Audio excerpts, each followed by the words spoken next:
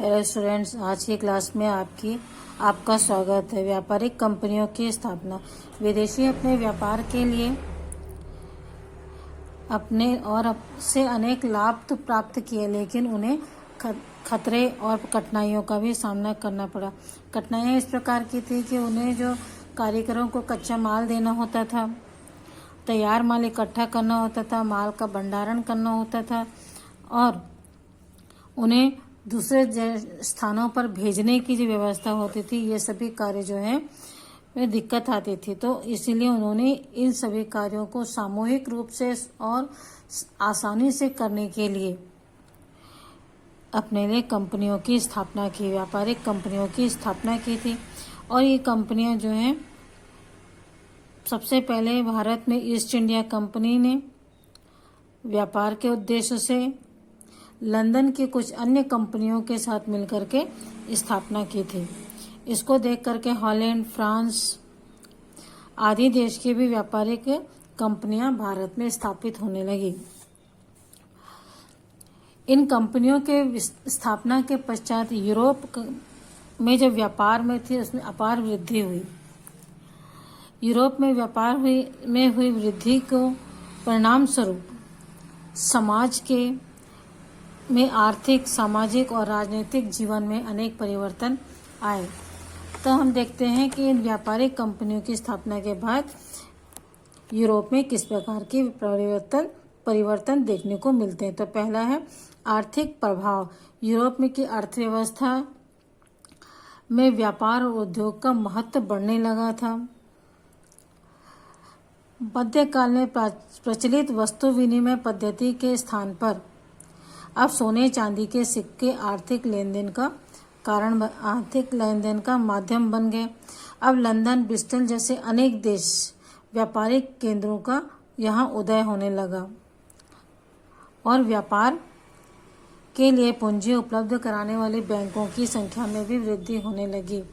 व्यापार में अधिकाधिक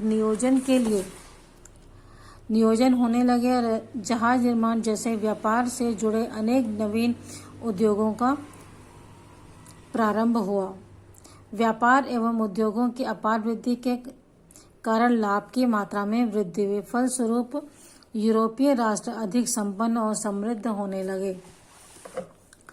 इन व्यापारों से शासकों को और उद्योगपतियों को अधिक लाभ होने लगे थे, क्योंकि इनका व्यापार जो था समुद्र मार्ग से होता था और समुद्र मार्ग में आने जाने में अधिक खर्च नहीं लगता था। पहले समय में वस्तु विनिमय हुआ करती थी। वस्तु विनिमय अर्थात अलग अलग लोगों के पास उद्योग के लिए कोई मापदंड नहीं था और लेन-देन के लिए कोई मुद्रा नहीं थी। ऐसी स्थिति में वस्तुएं एक दूसरे को आदान प्रदान की जाती थी। जैसे चावल है, चावल दे करके गेहूं खरीदना या वस्त्र खरीदना, शक्कर खरीदना, इस प्रकार से ये लोग एक दूसरे से सामान दे करके अपनी आवश्यकता का सामान खरीदते थे। इस प्रकार की कंपनियों की स्थापना या व्यापार के पश्चात भारत में सोने और चांदी के बने सिक्कों से व्यापार होने लगा था। इसमें यूरोप के देशों में अधिक लाभ होने लगा और इस उद्योग के लाभ के चलते यहाँ के जो व्यापारी थे वे जहाज़ों के द्वारा भी व्यापार करते थे, जिससे कि जहाज निर्माण जैसे व्यापार में भी वृद्धि हुई। इसके पश्चात हम देखते हैं सामाजिक प्रभाव। व्यापारियों से संबंधित अनेक व्यवसायों के वृद्धि के फलस्वरूप समाज में बैंकर, दलाल, लिपिक, हिसाब लिखने वाले जैसे व्यवसायिकों का एक वर्ग अस्तित्व में आया, जिसे मध्यम वर्ग कहा जाता है। कुशल कारीगर और निर्माता भी इस समुदाय में जुड़ते गए। यह वर्ग रूढ़ियों के, परंपराओं के बंधन में जकड़ा हुआ नहीं था। यह वर्ग नवीन बातों को जानने के लिए उत्सुक था। इस तरह मध्यम वर्ग आधुनिक सामाजिक व्यवस्था की रीढ़ बन गया। मध्यम वर्ग जो है बहुत अधिक रूढ़िवादी नहीं होता है। वह नवीन विचारों को जानने और उसे अपनाने के लिए हमेशा तैयार रहता है। व्यापार से संबंधित अनेक व्यवसाय जैसे बैंकर, दलाल, लिपिक अर्थात क्लर्क, हिसाब लिखने वाले आदि लोगों का एक वर्ग जो है अस्तित्व में आया, इसे मध्यम वर्ग कहा गया। इस प्रकार सामाजिक बदलाव भी रूढ़ियों और परंपराओं से हट करके नवीन विचारों के द्वारा समाज पर इस व्यापार का प्रभाव पड़ा। राजनीतिक व्यापार वृद्धि के प्रभाव से यूरोप के राजनीतिक जो थे वे देश की व्यापार वृद्धि के प्रभाव से यूरोप के राजनीतिक क्षेत्र में भी पड़ा था। व्यापारी वर्ग ने अपने ही हित के लिए राजसत्ता का उपयोग किया और उनका समर्थन भी किया, तो व्यापारियों को देश की संपन्नता का आधार मानकर शासकों ने भी व्यापारियों को हर संभव सहायता प्रदान की। बच्चों, किसी भी देश के विकास में उसके व्यवसायियों और उद्योगों का बड़ा हाथ होता है। सरकार ऐसे उद्योगपतियों को या ऐसे व्यापारियों को अधिक महत्व देती है जिससे कि देश की आर्थिक व्यवस्था सुदृढ़ हो। तो इस समय व्यापारियों को देश की संपन्नता का आधार मानकर राजनेताओं ने भी या शासकों ने भी उनका समर्थन किया और इन व्यापारियों ने अपने स्वार्थ के लिए राजसत्ता का समर्थन भी किया। इस प्रकार शासक और व्यापारी दोनों ही राजनीतिक क्षेत्र को प्रभावित करने लगे थे। इस प्रकार अधिक ध्यान प्राप्त होने की वजह से शासकों जो है व्यापारियों को सम्मान प्राप्त करते थे, जिससे कि समाज में उनके मान और प्रतिष्ठा में वृद्धि होने लगी। व्यापारी वर्ग की बढ़ती प्रतिष्ठा के साथ ही यूरोप में सामंतवाद का पतन भी होने लगा और एक नई प्रकार की पूंजीवादी अर्थव्यवस्था अस्तित्व में आई। यह आधुनिक युग की प्रमुख विशेषता थी। इसने पूंजीपति और मध्यम वर्ग के अलावा तीसरे और बहुसंख्यक श्रमिक वर्ग को जन्म दिया।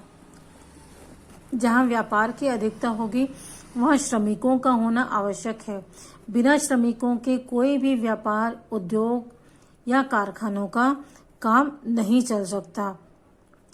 व्यापारिक स्थिति प्रबल होने के कारण अभी इस वक्त एक नए वर्ग का जन्म हुआ जिसे श्रमिक वर्ग कहते हैं। पूंजीपति और उत्पादन हेतु आवश्यक कच्चे माल के तथा कारखानों के मशीनों से तैयार होने वाली वस्तुओं के मालिक थे। पूंजीपति जो थे उत्पादन हेतु जो कच्चा माल चाहिए और कारखानों के मालिक थे और श्रमिक उसमें काम करते थे।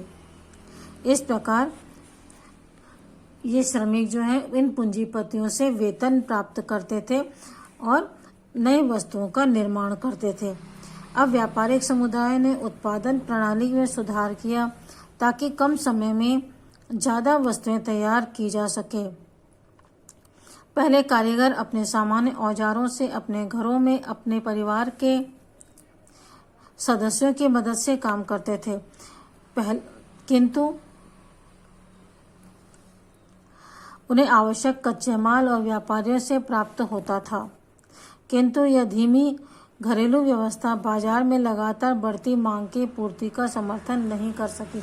व्यवसाय में वृद्धि के लिए व्यापारियों ने और अधिक लाभ कमाने के उद्देश्य से नए औजार और कारीगरों जो अपने घरों में और अपने परिवार की मदद से काम करते थे,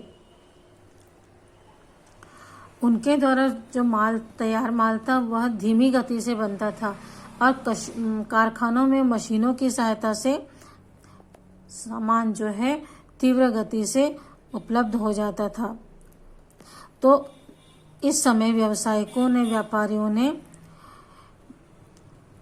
एक नवीन कारखाने की निर्माण की नींव रखी थी। 18वीं सदी में नवीन कारखाना व्यवस्था में कारखाने का मालिक पूंजी लगाकर बड़ी मात्रा में कच्चा माल खरीदता था। नई मशीनों की मदद से कारीगरों को काम में लगाकर वस्तुएं तैयार करता था और उन्हें बाजार में बेचता था।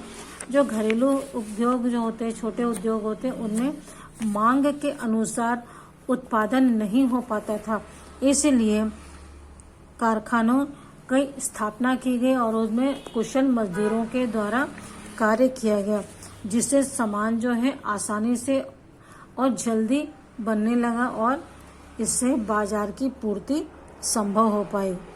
श्रमिक अपने घर में नहीं बल्कि निश्चित वेतन पर कारखानों में काम करते थे। इस व्यवस्था में इंग्लैंड में इस व्यवस्था का जन्म हुआ और मशीनों का उपयोग में सबसे पहले इंग्लैंड में ही हुआ था। मशीनों का भी उपयोग सबसे पहले इंग्लैंड में हुआ और इस व्यवस्था का सबसे पहले उपयोग भी इंग्लैंड ने किया था। सूत की कताई की मशीन, नए किस्म के करघे, भाप की शक्ति से चलने वाले इंजन और मशीनें आदि का उपयोग इस समय किया जाने लगा था और इससे इंग्लैंड में सूती कपड़े के उत्पादन में खूब वृद्धि हुई। इसमें मानवीय श्रम अथवा पशु बल में से चलने वाली मशीनें अब भाप की शक्ति से चलने लगी। पहले जो मशीनें मनुष्यों के श्रम के द्वारा चलाई जाती थी या पशुओं के द्वारा उपयोग करके चलाई जाती थी, अब उसकी जगह भाप से चलने वाली मशीनों ने ले लिया था और इस प्रकार भाप की शक्ति से पानी के जहाज तेज गति से चलना संभव हुआ और यातायात आसान हुआ। भाप की गति से चलने वाले इंजन के आविष्कार से व्यापार में अधिक वृद्धि हुई। जहाजों के इसके द्वारा चलाया गया, जिससे कि जहाज तेज गति से चलते थे और कम समय में अपना मार्ग तय करते थे। 18वीं सदी में उत्तरी गोलार्ध में इंग्लैंड में शुरू औद्योगिक क्रांति ने यूरोप के अन्य देशों की प्रणाली को भी प्रभावित किया। इस प्रकार बिजली, धमन भट्टी जैसे अनेक आविष्कार हुए, जैसे लोहे को गलाने से लेकर के अन्य कार्य आसानी से किए जाने लगे, जिससे कि आसानी से नई नई वस्तुओं का निर्माण हो सके। इसके साथ ही उपनिवेशों की स्थापना भी की गई।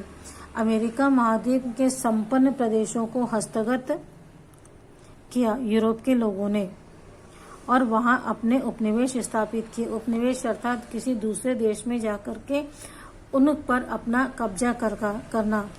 इसका एक कारण यह भी था कि अपने उद्योगों के लिए इन्हें वहां से संसाधन प्राप्त हो सके और धन भी प्राप्त हो सके, इसलिए उपनिवेशों की स्थापना की गई। ऑस्ट्रेलिया ने भी यूरोपवासियों ने अपने उपनिवेश स्थापित किए। इस प्रकार यूरोप, डच, पुर्तगाली सभी ने अलग अलग देशों में, अलग अलग महाद्वीपों में अपने अपने उपनिवेश किए। भारत में भी कई विदेशी देश जो आए, जिन्होंने भारत पर अपना कब्जा करने लगा। सबसे पहले एशिया में इंडोनेशिया पर डचों ने, भारत पर सर्वप्रथम पुर्तगालियों ने और उसके पश्चात अंग्रेजों, डचों और फ्रांसीसियों ने कब्जा जमाया तथा आगे चलकर अफ्रीका और ऑस्ट्रेलिया में भी यूरोपवासियों ने अपने उपनिवेश स्थापित किए। इस प्रकार उपनिवेश स्थापित करने का मुख्य उद्देश्य यही था कि अपने उद्योगों के लिए उन्हें संसाधन और प्राप्त हो सके। यह उपनिवेश यूरोपीय राष्ट्रों में व्यापार वृद्धि और व्यापारियों की बढ़ती धन लिप्सा का ही परिणाम थे। उपनिवेशों के दो परिणाम हुए। पहला है, अधिकाधिक उपनिवेशों को हथियाने के लिए यूरोपीय देशों में संघर्ष होने लगा, जो अंततः प्रथम विश्व युद्ध में बदल गया। अपने अधीनस्थ उपनिवेशों पर अधिकार जमाए रखने के लिए यूरोपीय शक्तियों ने वहां की जनता को अशिक्षित और पिछड़ा हुआ बनाए रखा, जिससे औपनिवेशिक राष्ट्रों के समग्र संसाधनों का न सिर्फ भरपूर शोषण हुआ बल्कि वे अशिक्षा और पिछड़ेपन के गहरे गर्त में डूबते चले गए। अपने उद्देश्यों को पूरा करने के लिए इन औपनिवेशिक देशों ने अपने उपनिवेशों को शिक्षा का आधार प्रदान नहीं किया, उन्हें अशिक्षित रखा, जिससे उन पर आसानी से कब्जा किया जा सके और उनका शोषण किया जा सके। ठीक है, तो बच्चों इस वीडियो में इतना ही। अगले वीडियो में हम इस पाठ के प्रश्नोत्तर देखेंगे। Okay, bye.